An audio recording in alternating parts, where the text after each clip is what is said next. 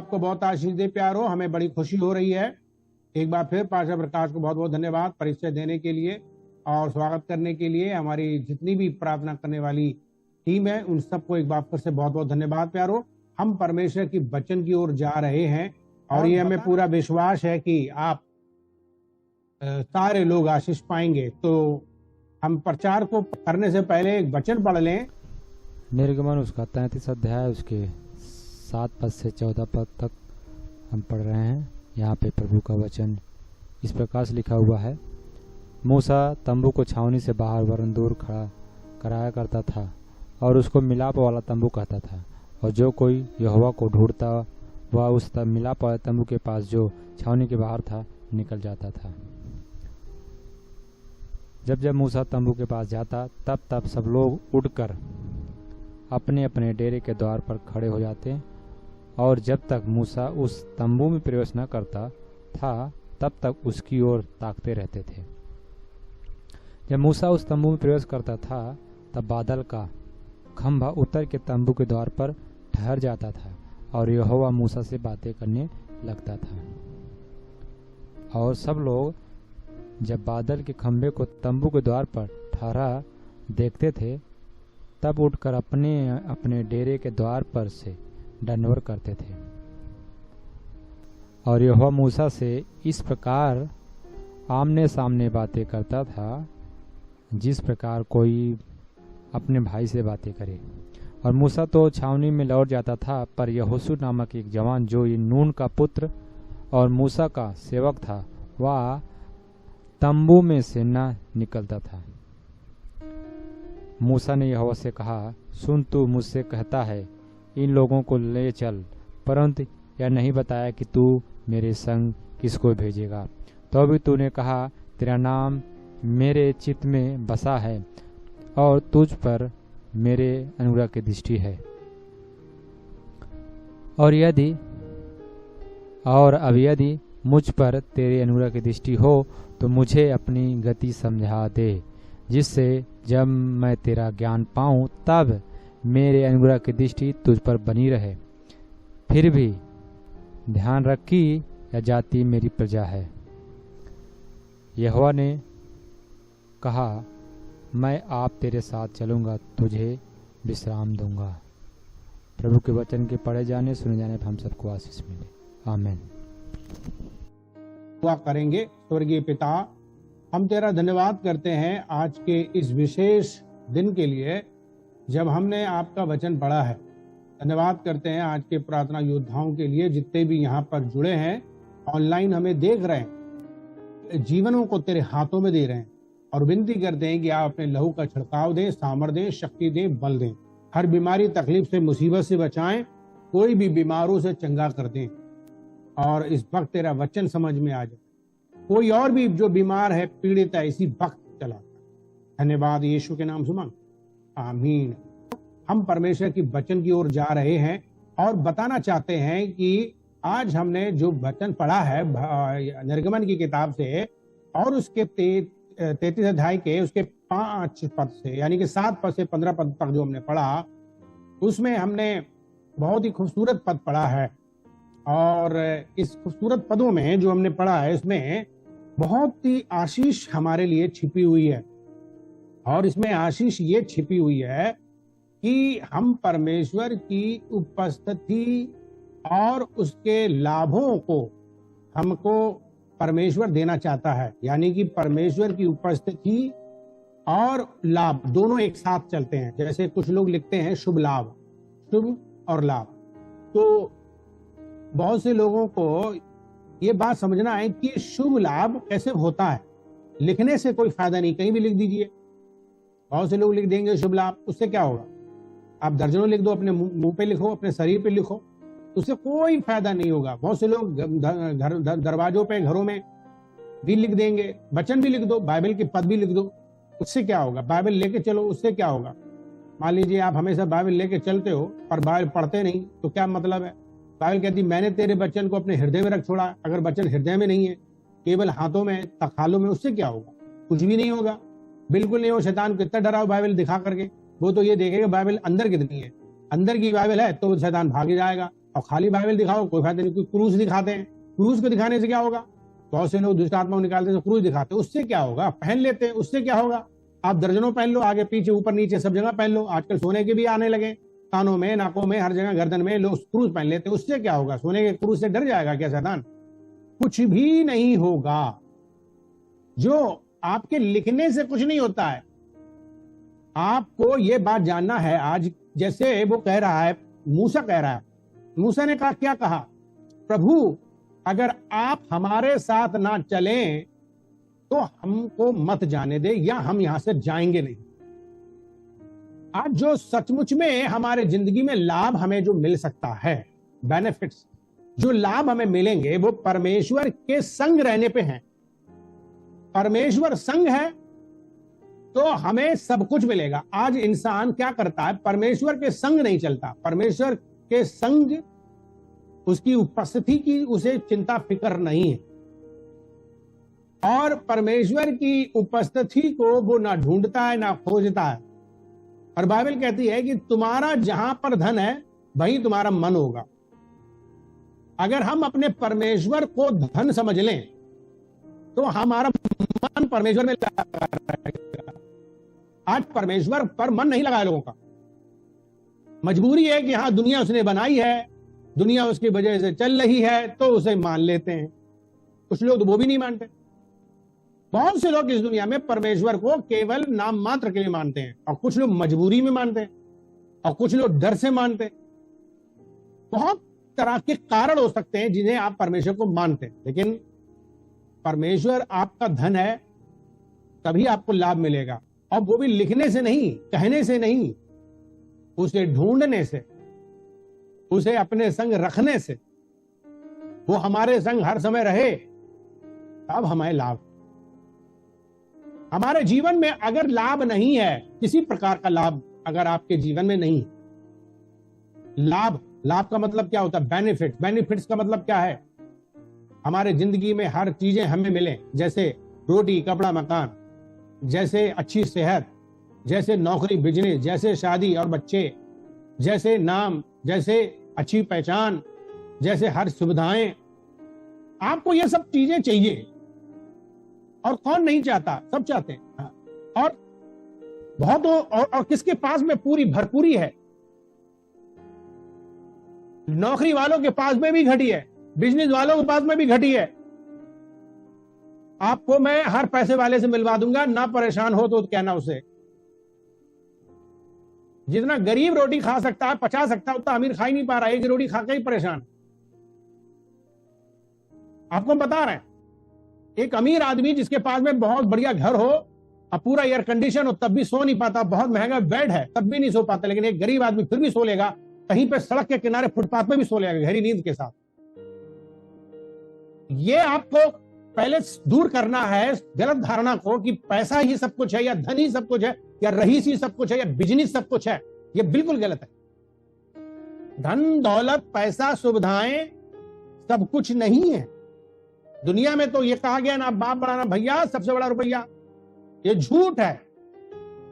आपने पैसा को भैया इतना बड़ा बना दिया, परमेश्वर को भी आपने तुच्छ जान लिया। अरे धन का मालिक है, धन का स्वामी है, धन का खान है वो। ये परमेश्वर के पास में सब कुछ है। परमेश्वर आपकी जिंदगी हो, परमेश्वर आपकी जान हो, परमेश्वर आपका धन हो, तब देखिएगा। जीवन में आज बहुत से लोग अपने जीवन में जो हताश, निराश, परेशान है, नौकरी करके, बिजनेस करके। मैं बहुत लोगों को जानता हूं जो नौकरियां कर रहे हैं, बिजनेस कर रहे हैं, दुआ में नहीं बैठ रहे हैं। खुश नहीं है वो, खुश नहीं है वो, खुशी मिलेगी नहीं, ऐसे ही दुखी रहेंगे, कभी उनको लाभ नहीं मिलेगा। और जो लाभ मिलेगा भी, उसमें चैन, आराम, विश्राम नहीं है। आज आपको मैं बता रहा हूं कि परमेश्वर की उपस्थिति अगर मेरे जीवन में है तो मेरा लाभ ही लाभ है। इसीलिए दूसरा अध्याय, बल्कि 7 अध्याय 14 पद, दूसरा इतिहास का, 7 का 14 दूसरा इतिहास का।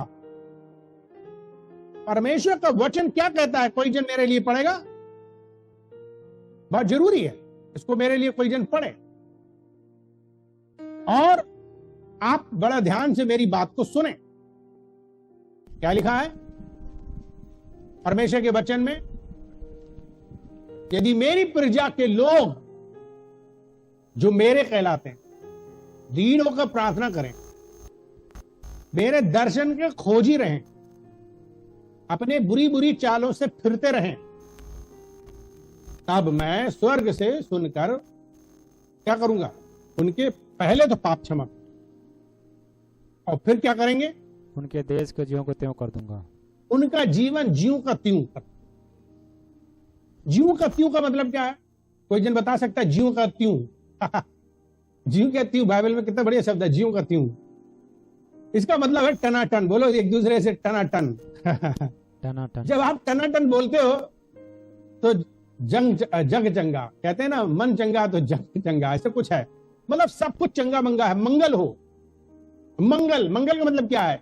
अच्छा। सब कुछ भला, हमें भला मंगल हो। आप कहते नहीं मंगल हो, यानी सब कुछ भला हो, यानी कि लाभों से पूरा लैस हो। आज आपको हमें सबको यह जानना जरूरी है कि बाइबल कहती है परमेश्वर के निकट आनंद की भरपूरी है। गाना भी गाते, तेरे निकट आनंद की भरपूरी है। भरपूरी जीवन याद रखना है, मसीह जीवन एक भरपूर जीवन है। मैं गारंटी देता हूं, केवल उस दुनिया की बात नहीं करता है यीशु मसीह या परमेश्वर का वचन। भरपूरी का जीवन उस दुनिया में नहीं होगा, इसी दुनिया में होगा। जो लोग इस दुनिया में अनुभव नहीं कर पा रहे भरपूरी का, वो उस दुनिया में क्या भरपूरी का अनुभव करेंगे? भाई कोई गपशप थोड़ी है मसीह जीवन। इसी दुनिया में आपको भरपूरी का जीवन जीना है। ऐसे कीड़े मकोड़ों की तरह नहीं जीना, ना मरना है। मैं आपको हकीकत बता रहा हूं, पापों में जीवन बिताओगे तो कीड़ों मकोड़ों की तरह मरोगे। परमेश्वर से दूर रह करके जीवन बिताओगे तो कीड़ों मकोड़ों की तरह मरोगे। आप बुरा क्यों मान रहे हो? आपको धक धक क्यों हो रहा है? पास्टर जी ऐसे बोल रहे हैं, देखो कैसे बोल रहे हैं मेरे लिए। मैंने तो आपका नाम नहीं लिया, परंतु हां, दिमाग छोटा तो है ही, बुद्धि भी छोटी है। आप मेरे संदेश को ऐसे तो ले ही लोगे, और ले लो, अच्छी बात है। अगर प्रभु आपसे कह रहा है, मुझे इस बात का परवाह नहीं है, पर मैं आपकी मदद कर रहा हूं और सबकी कर रहा हूं। अगर हम परमेश्वर से दूर रहेंगे तो हम कीड़े मकोड़ों की तरह ही जिंदगी जिएंगे। क्या परमेश्वर की इच्छा है कि आप कीड़े मकोड़ों की तरह जीवन जियो? परमेश्वर की बिल्कुल इच्छा नहीं रही है। आप पुराने नियम से पढ़ लो, पुराने नियम से लेकर के परमेश्वर ने हमेशा अपने बच्चों की मदद की, अपने लोगों की मदद की है, अच्छी जिंदगी दी है, ऊंचे पे पहुंचाया, नाम पहुंचाया, पूरे संसार को उसने अपनी कलीसिया को टॉप पे रखा है, हमेशा ऊंचा रखा उसने। कहा मैं तुम्हें पूंछ नहीं सर बनाऊंगा। आज आप सर बनना चाहते हो, आज आप ऊंचे उठना चाहते हो, आज आप बहुत बड़े बनना चाहते हो, आप बहुत अच्छी जिंदगी जीना चाहते हो, परमेश्वर के पास में ही है। लेकिन आप परमेश्वर के पास में आने के बाद भी, मसीह में आने के बाद भी, चर्च में आने के बाद भी, सेवा में आने के बाद भी आप परेशान रहते हो? आप उन लाभों को क्यों नहीं प्राप्त कर पाते हो जो परमेश्वर लाभ आपको देना चाहते हैं? परमेश्वर के रास्ते में आने के बाद, परमेश्वर के काम को लेने के बाद, उस जिम्मेदारियों को लेने के बाद, उस मिनिस्ट्री को लेने के बाद, सब कुछ छोड़कर उसके पीछे चलने के बाद, पीछे हाल पे हाथ धरते हो, यानी कि हाथ धर के पीछे देखते हो। आपने हाल तो पकड़ लिया, लेकिन बार बार मुड़ के देख रहे हो। बाइबल कह रही ऐसे लोग परमेश्वर के लायक नहीं है, यीशु के लायक नहीं है। मिनिस्ट्री में बहुत से लोग आ तो गए, हाल पे हाथ धर तो रहे, लेकिन पीछे मुड़ मुड़ के देख रहे। भैया क्यों आ गए हो? क्यों आ गए हो? क्यों आपने हल पकड़ लिया? यीशु ने जबरदस्ती कभी किसी से नहीं करी। उठाकर बाइबल पढ़ो तो यीशु ने हमेशा कहा यदि तुम चाहो। वो उद्धार तक किसी को जबरदस्ती नहीं दिलाएंगे, जबकि उद्धार दिलाना वास्तव में वो हम लोगों से कहता है कि आग में से खींच खींच के लाओ, वो हमें आज्ञा देता है झपटो। लेकिन फिर भी उसके बावजूद भी वो जबरदस्ती नहीं करता उद्धार तक दिलाने के लिए। दिल के दरवाजे पे खड़ा रहता है और कहता है यदि तुम चाहो, यदि तुम मेरा शब्द सुनो तो दिल का दरवाजा खोल लो। मार मार के कभी प्रभु ने हरिया नहीं निकलवाया। मसीह जीवन में कभी भी जबरदस्ती नहीं है। यही तो एक सच्ची बात है कि मसीह जीवन में ना कोई मसीह बनने के लिए आपको डराया जाता है, ना धमकाया जाता है, ना लालच दिया जाता है, ना ही किसी प्रकार का कोई भी आपको धोखा दिया जाता है। जबरदस्ती तो की नहीं जाती, क्योंकि जबरदस्ती तो परमेश्वर भी नहीं करते, तो मसीही लोग क्यों करेंगे, पास्टर क्यों करेंगे। आज आपको यह जानना जरूरी है कि परमेश्वर की उपस्थिति से ही लाभ मिलेगा, लेकिन परमेश्वर की उपस्थिति आपके जीवन में क्यों नहीं है। अगर परमेश्वर की उपस्थिति है तो लाभ है, और अगर परमेश्वर की उपस्थिति नहीं है तो लाभ नहीं है, नुकसान है। हमेशा याद रखना, परमेश्वर के बिना हम कुछ नहीं कर सकते, परमेश्वर के संग हमें चलना है। गाना गाते हैं, अब नहीं गम मसीह मेरे संग, अरे गाते बजाते चल दिए हम, बोलो ढम ढमा ढम ढम, बोलो खंजड़ी, हमें तालियां, ये आपकी चलती रहेगी, क्या कोई मिले या ना मिले। आप परमेश्वर की उपस्थिति में मजे ले रहे हो। यहां पे देखो, निर्गमन में 33 अध्याय में आपने पढ़ा, और आपने अगर कुछ बातें, हम कुछ बातें बताना चाहेंगे। लिखा हुआ है कि तंबू में जो कोई यहोवा को ढूंढता, वो उस मिलाप वाले तंबू के पास जो छावनी के बाहर था निकल जाता था। और जब मूसा तंबू के पास जाता था, तब तब लोग उठकर अपने अपने डेरे के द्वार पर खड़े हो जाते थे। ये है रेस्पेक्ट एक परमेश्वर के दास की। जब परमेश्वर की उपस्थिति में आप भरे रहोगे, गारंटी है आपके प्रार्थना की वजह से आपके लोग खड़े हो जाएंगे, आपके दीवाने हो जाएंगे। और जब तक उसकी और ताकते रहते थे। लिखा है कि मूसा तंबू में प्रवेश जब तक नहीं करता था, तब तक उसकी ओर ताकते रहते थे। कितनी बड़ी महान, बताइए, पिक्चर है ये, कितनी बड़ी महान पिक्चर है ये, कि परमेश्वर के दास की ये इतनी इज्जत उन्होंने की, और ये बहुत बड़ी बात है। और जब मूसा उस तंबू में प्रवेश करता था, तब बादल का खंबा उतर के तंबू के द्वार पर ठहर जाता था। ये होनी चाहिए हमारी लाइफ, हमारी मिनिस्ट्री, हमारी वास्तव में प्रार्थना का जीवन। ये बात को समझ रहे हो? और 9 पद में लिखा हुआ है, ये 33 के 9 पद में, और यहोवा मूसा से बातें करने लगता था। ये चीज चाहिए, ऐसे लोग चाहिए जो परमेश्वर से मिल रहे हो, जो परमेश्वर से बात कर रहे हो, और आम जनता को सुना रहे हो, अपनी कलीसिया को सुना रहे हो परमेश्वर से क्या लाए हो, आप कहां बैठे हो। लोगों के पास में आज परमेश्वर के चरणों में बैठने का टाइम नहीं है, उनसे बात करने का टाइम नहीं। क्या देंगे वो? सुबह तड़के उठ नहीं सकते, दुआ वो कर नहीं सकते, दिन भर भी भागम भाग है। क्या दोगे आप? क्या दोगे आप? क्या लाओगे आप अपने लिए, दूसरों के लिए? लाभ की बात करो तो लाभ है ही नहीं, केवल गरीबी, केवल घटिया, केवल नुकसान की बात करते रहते हो। आपको नुकसान की बातें नहीं करनी है, आपको लाभ की बात करनी है, आपको फायदे की बात करनी है। परमेश्वर हमारा लाभ का परमेश्वर है, हानि का नहीं। ये बात आपको पता है? बहुत से लोगों ने गलत शिक्षा दे रखी है लोगों को। हमारा परमेश्वर हानि का परमेश्वर नहीं है, हमारा परमेश्वर लाभ का परमेश्वर है। वो हमारा वास्तव में लाभ सोचता, नुकसान नहीं। कोई बाप अपने बेटे का नुकसान नहीं सोचता है, हमेशा बाप अपने बेटे का लाभ सोचता है, बेटियों का। हमारा भी परमेश्वर बाप है, हमारा रिश्ता बहुत अच्छा है, और वो हमारे लिए लाभ की बात सोचता है। अगर आज हमारे जीवन में लाभ नहीं है, तो ये एक सचमुच में कमी है परमेश्वर की उपस्थिति की।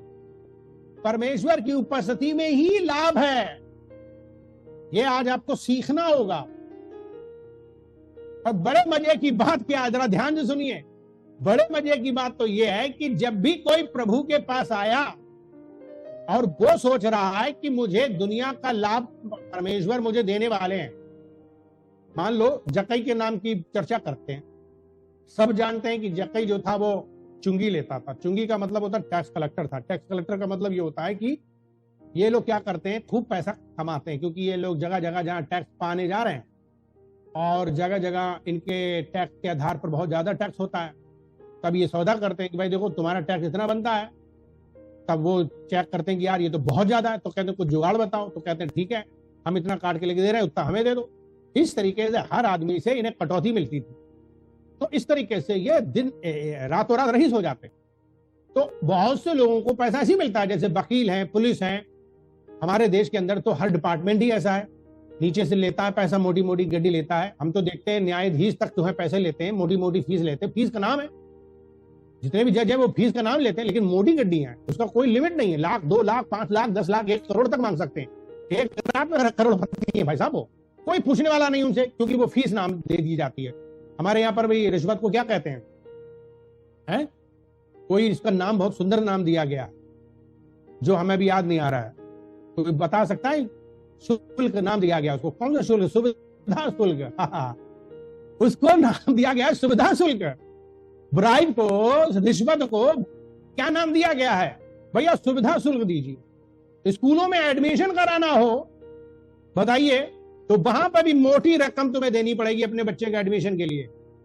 आप सोचिए हमारे देश का हाल क्या है और कितना पैसा लोग अन्याय के साथ कमा रहे हैं। और दुनिया में जितने भी ढेर सारे लोग जो पैसा कमा रहे हैं, उनके पास में भले सुख ना हो, शांति ना हो, भले उन मोटे मोटे, अब मैं बता रहा, पैसा कमाने वालों के बच्चे अपाहिज हों, उनके बच्चे जो है, उनकी टांगे नहीं है, उनके कान नहीं है, उनके मुंह नहीं है, उनके दांत नहीं है, ऑपरेशन होगा, दिल का ट्रांसप्लांटेशन होगा, गुर्दे निकलेंगे, बड़े बड़े मोटी मोटी रकम उन्हें देनी है। पता नहीं क्यों उन्हें ये एहसास ही नहीं होता कि ये सब चीजें अच्छी थोड़ी है। भला चंगा जीवन अच्छा होता है, पर भैया देखिए पैसा न्याय से कमा रहे हो। संसार में बहुत से लोग पैसे को और सुविधाओं को लाभ समझते हैं, वही वो सोचते हैं कि यही लाभ है। और आप चुंगी लेने वाले जगह को अच्छे तरीके से जानते हो कि वो कैसे पैसा कमाता था न्याय करके, और वो पैसा पैसा पैसा लेता था। लेकिन धीरे धीरे धीरे उसे एहसास हुआ कि यार पैसा तो बहुत है, पर चैन, खुशी, आराम, विश्राम नहीं है। तब उसे पता चला ये चैन, खुशी, आराम, विश्राम तो प्रभु के पास है। और इसलिए उसने कहा चलो प्रभु को ढूंढे। तो जब वे प्रभु से मिले तो उन्होंने सोचा कि भाई हम तो बहुत फिर ज्यादा लाभ में आ जाएंगे। और जब यीशु मसीह रास्ते से गुजरे और उस जकई को पेड़ पे देखे, नाम लेके बुलाए और उसके घर में बोला तेरे घर आ रहा हूं। यीशु मसीह के पूरे घर में जाने से आपको मालूम क्या चमत्कार हो गया? इतना लाभ आया, इतना लाभ आया कि उसको अपने घर की अलमारियों में से धन सब फेंकना पड़ा। अलमारियों का पैसा फेंका, बैंक बैलेंस खाली कर दिए, बिल्कुल खाली घर करके बैठा। इसको कहते हैं लाभ। दुनिया का कोई आदमी इसे सुनेगा, पागल कहेगा यार ये क्या है, हम तो यीशु मसीह के पास इसलिए आए कि हमें और धन मिलेगा, और यहां तो यीशु मसीह सारा धन खाली करवा रहे हैं। क्या जबरदस्ती यीशु ने करी थी? अगर आप बाइबल को पढ़ोगे, आप समझोगे, तो वो मारे खुशी का ठिकाना नहीं रहा। और खुशी में आकर के घोषणा की उसने, और उसने तुलना करी कि परमेश्वर के धन के सामने यह अन्याय का धन कुछ भी नहीं है, कूड़ा है, जहर है। ये ही तो शरापित है हमारा जीवन।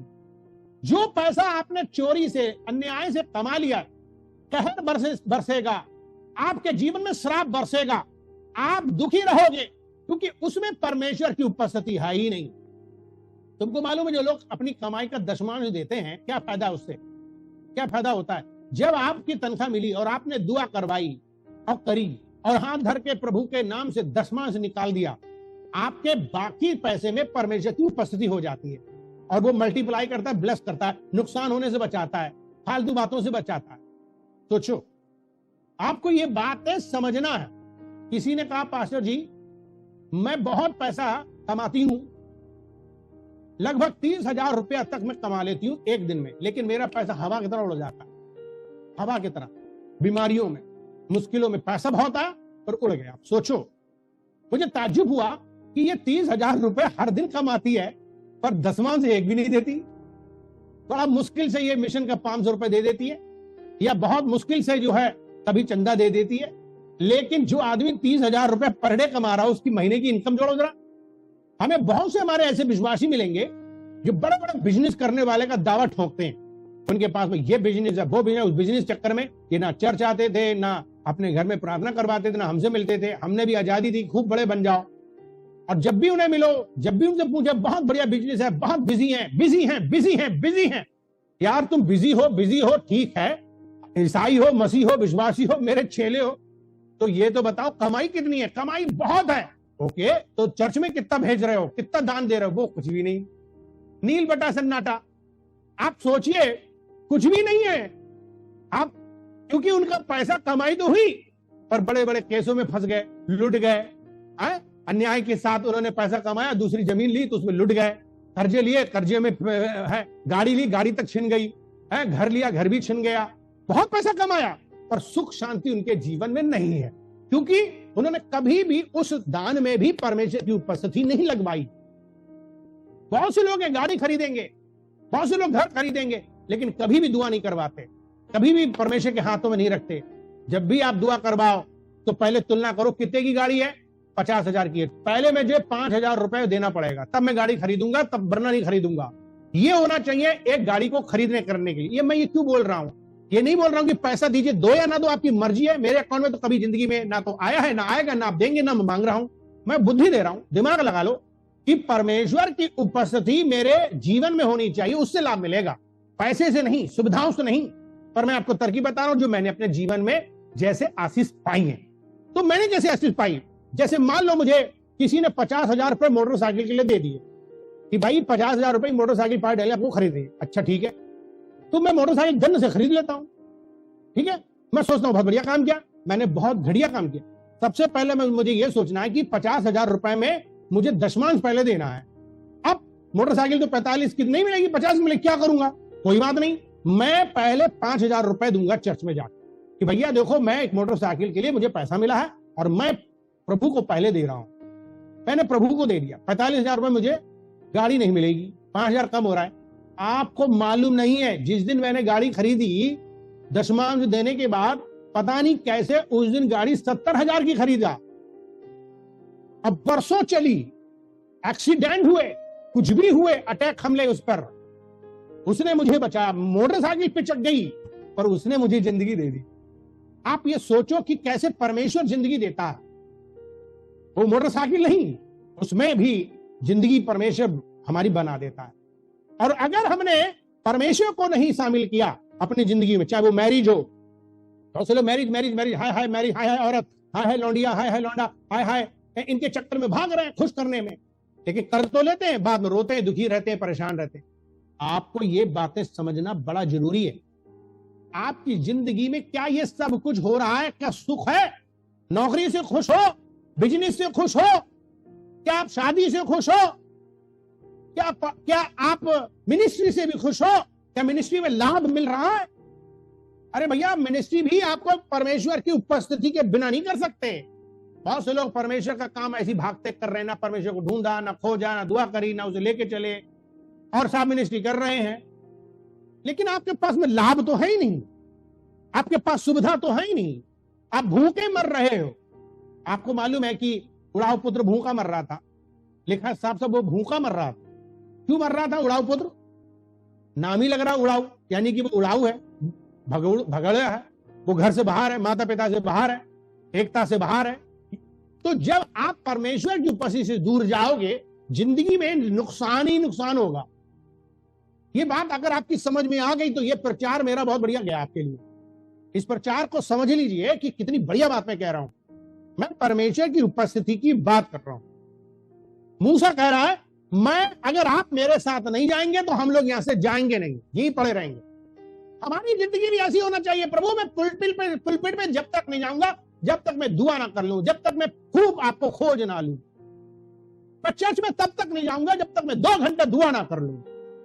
मैं हाउस चर्च में तब तक नहीं जाऊंगा जब तक 2 घंटा दुआ ना कर लूं। जब तक आपकी ये सोच नहीं होगी, आपको कोई बेनिफिट नहीं मिलेगा। भूखे मरोगे, ऐसे ही परेशान रहोगे, रोते रहोगे। क्यों आपको रोना है? क्यों आपको परेशान होना? यहां पे जक्कई अपना धन फेंक रहा है परमेश्वर की उपस्थिति के खातिर, और यीशु मसीह ने जब भी किसी को बुलाया तो कहा, सब कुछ फेंक दे, सब कुछ खाली होकर के आ, मैं अपना वाला धन दूंगा। दुनिया वाली धन के चक्कर में मत पड़ो रहो कि ये दे दे, वो दे दे, यहां से ले लो, बांध बना लो, वहां से उल्टे सीधे ले लो। भैया, परेशान रहोगे जीवन भर। खूब करके देख लो, मेहनत वैसे लूट लाट के देख लो, कोई फायदा नहीं होगा, नुकसान के अलावा। आपको लाभ चाहिए तो परमेश्वर की उपस्थिति से ही मिले। आज आपको ये बातें समझनी है। परमेश्वर की खोज करो। उत्पत्ति उसका 17 अध्याय के 1 पद में परमेश्वर ने इब्राहिम से क्या कहा? 17 अध्याय के 1 पद में इब्राहिम से परमेश्वर ने कहा, मेरी उपस्थिति में सिद्ध हो जा। सिद्ध केवल परमेश्वर की उपस्थिति ही कर सकती है किसी भी व्यक्ति को ठीक। ये जो हर पह प्रार्थना आंदोलन का जो हमने चालू किया है, कोई मेरा अपना थोड़ी है, ये बाइबल की है, ये परमेश्वर की इच्छा है। परमेश्वर चाहता है हर समय प्रार्थना करें ताकि लोग हर समय परमेश्वर की उपस्थिति में रहें। वैसे भी हर समय प्रार्थना तो कोई कर नहीं रहा, ना हम करवा रहे हैं। हमारा दर्शन मिशन जरूर है वहां तक पहुंचने का।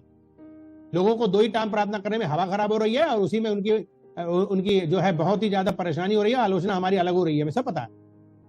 आप देखिए, हकीकत में देखिए, हर समय प्रार्थना किसके बश की है, कौन कर रहा है? हालांकि उसकी तरकीबें हैं और वो करी भी जाती है और हम कर भी रहे हैं। आपको क्या पता हम कर रहे हैं नहीं कर रहे हैं? जितनी प्रार्थना हम आप क्या कर रहे हैं उतनी प्रार्थना हम यहाँ भी कर रहे हैं। हमारी तो 2 मिनिस्ट्री है, हमारी भी यहाँ प्रेयर मिनिस्ट्री चल रही है। तो कहने का मतलब क्या, आपको समझना है कि हम डबल काम कर रहे हैं और हमें परमेश्वर बड़ी आशीष दे रहा है और हम बहुत खुश हैं और परमेश्वर के बिना हम कुछ नहीं कर सकते। आज आपको समझाने का प्रयास कर रहे हैं। उत्पत्ति 17 अध्याय के उसमें क्या लिखा है? दर्शन देकर परमेश्वर ने क्या कहा कि मैं सर्वशक्तिमान परमेश्वर हूं, मेरी उपस्थिति में चल और सिद्ध होता जा। आपको परमेश्वर की उपस्थिति में ही केवल सिद्धता मिलेगी। बहुत जरूरी है, उसकी उपस्थिति को खोजना जरूरी है। पहला इतिहास 16 अध्याय के 11 पद को पढ़ें। पहला इतिहास का 16 अध्याय के 11 पद को अगर पढ़ेंगे तो वहां पर भी परमेश्वर का वचन क्या कहता है? Look to the Lord and his strength, seek his face always. Jehovah, ये पढ़िए यहोवा और उसकी सामर्थ को खोज करो, उसके दर्शन के लगातार, जैसे सुई हमारी घड़ी चलती रहती है लगातार 24 घंटे। हमारा जो लोगों में सबसे महत्वपूर्ण घड़ी रहेगी, ओके? इस घड़ी को जो अभी हमारे पीछे घड़ी चल रही है, ये हर समय चलेगी। अभी जो कभी कभी चलती है क्योंकि हमारी वर्तमान की सिचुएशन ऐसी है, हम लोग कभी कभी दुआ कर रहे हैं, लेकिन हम इसको बढ़ावा देंगे और इसका प्रचार ज्यादा करेंगे घड़ी का, ताकि ये हर समय दिखाई दे लोगों को कि जिंदगी ऐसी चल रही है, प्रार्थना भी ऐसी चलती रहनी चाहिए, कोई स्टॉप नहीं। लिखा है यहोवा और उसकी सामर्थ्य की खोज करो और उसके दर्शन के लिए लगातार खोज करो। मूसा तंबू में रहता था जहां परमेश्वर रहते थे, और लिखा है कि जब वो तंबू में समय बिताता था तो जहां कहीं भी मूसा जा रहा है, बादल का खंबा आ जा रहा है। हमारी लाइफ ये होनी चाहिए। अगर हमें हकीकत में लाभ पाना है, लेकिन ऐसा कौन व्यक्ति जो लाभ नहीं पाना चाहता है? मैं हर व्यक्ति से पकड़ के बात करूंगा, क्या तुम्हें लाभ चाहिए? अभी हम लोगों से पूछते हैं, भाई तुम मिनिस्ट्री क्यों नहीं कर रहे हो? तो कहते हैं हमें कोई लाभ ही नहीं मिल रहा है। भाई क्या लाभ? अरे भैया, खाने को है नहीं, जाने को है नहीं, पीने को है नहीं। आप ये सब घटिया बातें करते हो। हाँ, ये सही नहीं है। इसका मतलब आप इतने कंगाल हो गए, इतने घटिया में हो गए। क्या हो गया है तुम्हें? कहां हो तुम? जरूर कहीं ना कहीं गड़बड़ी है, और गड़बड़ी यही है कि परमेश्वर की उपस्थिति में मन ही नहीं लग रहा है, ना दुआ में मन लग रहा है, ना उसको ढूंढने में। देखो, कहीं ढूंढ रहा है, खोज रहा है, सड़क में खोज रहा था, वो जूम ही था। इतने 1000 साल पहले पेड़ में जूम लगा रखा था। सोचो, वो जूम लगा करके दूर से देख रहा था, सड़क पे देख रहा था। हमारा भी जूम सड़क पे चलता है, हमारा भी जूम जो है खेत पे चलता है, हमारा भी जूम जो है पेड़ पे चलता है। कई साल पहले जूम से जगह देख रहा था, परमेश्वर को ढूंढ रहा था, और वो जूम से ढूंढते ढूंढते ढूंढते परमेश्वर उसके घर आ गए। आज जो लोग भी हमारी जूम में देख रहे हैं, जकई की तरह परमेश्वर उनके घर आ जाएंगे। जहां कहीं भी हमारा जूम में प्रार्थना चल रही है, बहुत से लोग सोचते हैं जब हम दिखेंगे नहीं तो हम क्यों देखें, क्यों ऑन करें? जब हम बोलेंगे नहीं तो क्यों ऑन करें? जब गाना नहीं मिलता तो क्यों ऑन करें? हमारे बहुत से फिजड्डी बच्चे, हमारे बहुत से उड़ाऊ पुत्र बच्चे, उनको बाइबल में जब पढ़ने को नहीं मिला तो उन्होंने जूम मीटिंग बंद कर दी। थोड़े दिन के बाद में वो हमें प्रार्थना भेजेंगे, पास्टर जी यहाँ दर्द है, वहां दर्द है, ये बीमारी है, वो बीमारी है। अभी प्रार्थना बंद हो गई, प्रार्थना के पॉइंट भी देना उन्होंने बंद कर दिए, क्योंकि उन्हें मालूम है कि वो जूम में नहीं जुड़ रहे हैं, गुस्से में बैठे हैं, क्योंकि उनका नाम नहीं लिया गया, उनको बोलने को नहीं दिया गया। अरे भैया, तुम्हें बोलने को कोई दे या ना दे, आप जकई की तरह चुपचाप बैठे रहो, खुदा तो खुद तुम्हारे घर आ जाएगा। क्या बात करते हो? जितनी भी गंदगी तुम्हारे घर की खत्म करवा देगा, और जितना भी तुम्हारा दिमाग पैसे में लगा वो तक उतरवा देगा। वो तुम्हें बताएगा पैसे से कुछ नहीं होता है, मेरी उपस्थिति से सब कुछ होता है। मेरी उपस्थिति से चैन आएगा, मेरी उपस्थिति से शांति आएगी, मेरी उपस्थिति से तुम्हारा भला होगा, मेरी उपस्थिति से तुम्हारी चंगाइयां आएंगी, मेरी उपस्थिति से तुम्हारा विकसित होगा, मेरी उपस्थिति से तुम्हारा बड़ा काम होगा, मेरी उपस्थिति से तुम्हारी जिंदगी बदल जाएगी। प्यारो, यीशु मसीह को ढूंढने की कोशिश करो, उसे खोजने की कोशिश करो, उससे बढ़िया कुछ नहीं है दुनिया में।